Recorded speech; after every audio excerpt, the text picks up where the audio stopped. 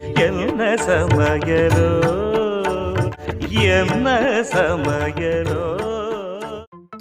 வணக்கம் வியூவர்ஸ், இன்றைக்கி திவாலி ஸ்பெஷலாக கோதுமை பிஸ்கட் தான் பார்க்க போகிறோம். இந்த கோதுமை பிஸ்கட் ரொம்ப சுலபமாக ரொம்பவே சுவையாக எப்படி செய்கிறதுன்னு பார்க்கலாம் வாங்க. இந்த கோதுமை பிஸ்கட் செய்ய தேவையான பொருட்கள் என்னென்னு பார்த்துடலாம்.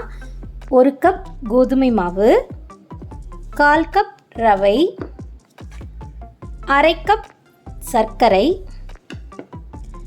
4லேருந்து 5 டேபிள் ஸ்பூன் வரைக்கும் நெய் தேவைப்படும், கொஞ்சமாக ஏலக்காய் தூள். அவ்வளோதான். இந்த 5 பொருட்கள் பயன்படுத்தி ரொம்ப சுலபமாக சூப்பரான சுவையில் செய்யலாம். பிஸ்கட் செய்கிறதுக்கு முதல்ல மாவு தயார் பண்ணிடலாம். அதுக்கு ஒரு பவுலில் நம்ம எடுத்துருக்க 1 கப் கோதுமை மாவை சேர்த்துடலாம்.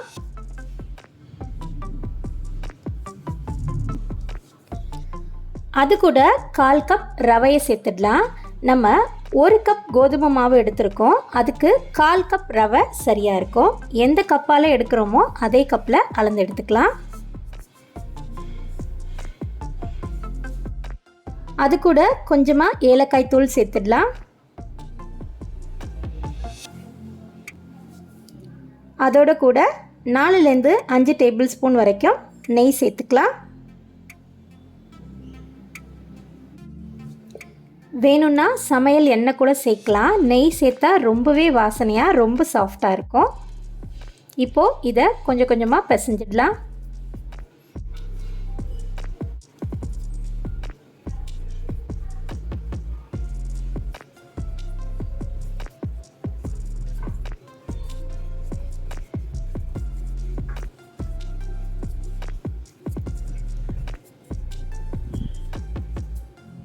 எந்த அளவுக்கு கோதுமையை ரவையோடு நல்லா மிக்ஸ் பண்ணுறோமோ அந்த அளவுக்கு நமக்கு பிஸ்கெட் ரொம்பவே சாஃப்டாக கிடைக்கும்.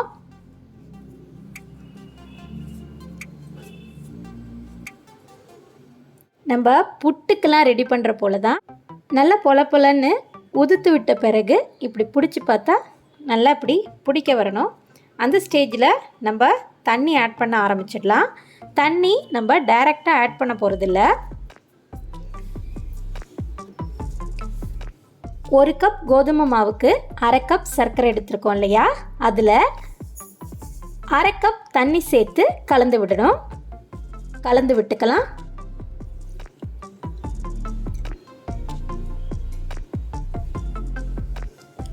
தண்ணி சேர்த்து ரொம்ப கரைய தேவையில்லை. ஒரு பாதி அளவுக்கு சர்க்கரை கரைஞ்சா போதும்.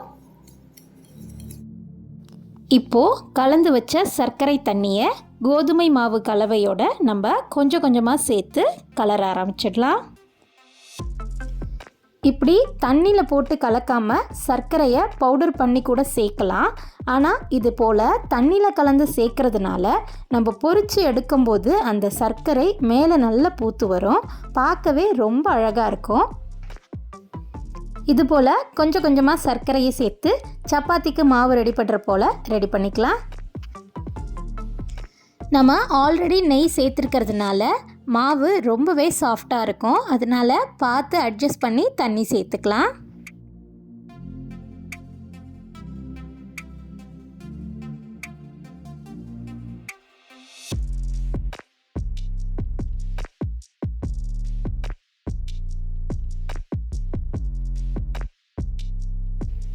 இப்போது ரெடி பண்ண மாவை 2ஆக கட் பண்ணிக்கலாம். நமக்கு திரட்டுறதுக்கு கொஞ்சம் ஈஸியாக இருக்கும். இப்போது பாதி மாவை நல்லா உருட்டிட்டு பிறகு திரட்டிக்கலாம்.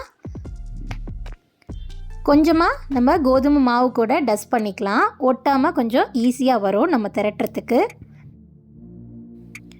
திரட்டும் போது நல்லா ஈவனாக பார்த்து திரட்டணும். அப்போ தான் நமக்கு பிஸ்கெட் நல்ல ஷேப்பில் கிடைக்கும். நமக்கு எந்த ஷேப்பில் வேணுமோ அந்த ஷேப்பில் நம்ம டிசைன் பண்ணிக்கலாம். நம்ம இன்றைக்கி ஸ்கொயர் ஷேப்பும் சர்க்கிள் ஷேப்பும் ட்ரை பண்ண போகிறோம். ஈவனாக திரட்டியாச்சு. இப்போது ஸ்கொயர் ஷேப்புங்கிறதுனால சைட்லலாம் கட் பண்ணி எடுத்துடலாம். சைட்லலாம் நல்லா அழகாக கட் பண்ணி எடுத்தாச்சு. நல்லா ஷேப் பண்ணிக்கலாம். அப்போ தான் பார்க்க ரொம்ப அழகாக இருக்கும். இப்போது நமக்கு எந்த சைஸில் வேணுமோ அந்த சைஸில் கட் பண்ணி எடுத்துக்கலாம்.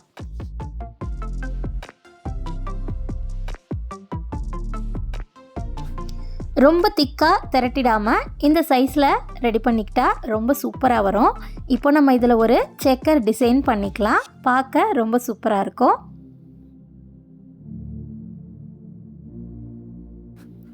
அவ்வளோதான், சூப்பராக நம்ம ஸ்கொயர் ஷேப் பிஸ்கெட் ரெடி பண்ணியாச்சு. என்ன டிசைன் வேணாலும் நம்ம பண்ணிக்கலாம்.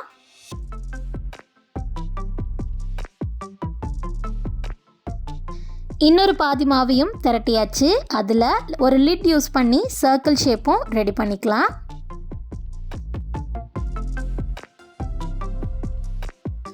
மாவில் தண்ணி அளவு கரெக்டாக இருந்தால் இது போல் எடுக்கிறதுக்கு ரொம்பவே ஈஸியாக வரும், ஒட்டவே ஒட்டாது. இப்போது சர்க்கிள் ஷேப் ரெடி பண்ணியாச்சு. அதுலேயும் நம்ம டிசைன் வேணும்னாலும் பண்ணிக்கலாம்.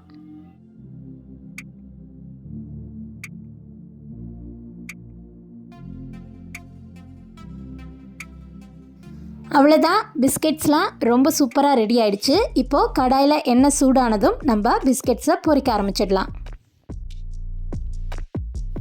லைட்டாக கலர் சேஞ்ச் ஆனதுமே நம்ம எடுத்துடக்கூடாது. உள்ளே நல்லா வேகணும். மேலே கலர் சேஞ்ச் ஆனாலும் உள்ளே வேகாமல் இருக்கும் சில நேரத்தில். அதனால் கரெக்டான பதத்தில் எடுக்கணும்.